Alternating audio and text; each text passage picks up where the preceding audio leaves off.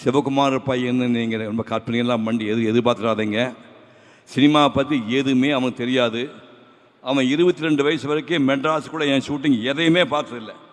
நல்லா ஞாபகம் வச்சுங்க, மெட்ராஸில் என் ஷூட்டிங் சூர்யா பார்த்ததே கிடையாது.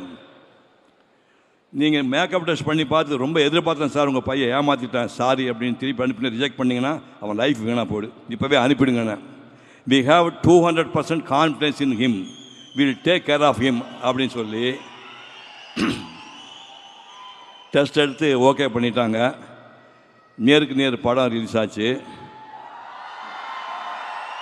அந்த முதல்ல கேட்டீங்கல்ல, அவள் வருவாளா பாட்டு, அந்த பாட்டு ஷூட் பண்ணியாச்சு.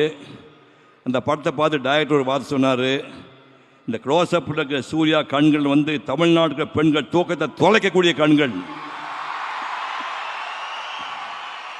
டேய், இந்த கண்கள் தமிழ்நாட்டு பெண்கள் தூக்கத்தை கலைக்க போகுதுடான்னு சொன்னார்.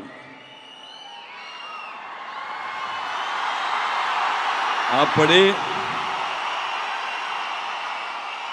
சினிமாவையே கனவு கூட நினைக்காத இந்த பையனை ஒரு நடிகனாக்கிய டாக்டர் மணிரத்னம் அவர்களுக்கும் வசந்த் அவர்களுக்கும் பாதம் தொட்டு நான் நன்றியை தெரிவித்துக் கொள்கிறேன்.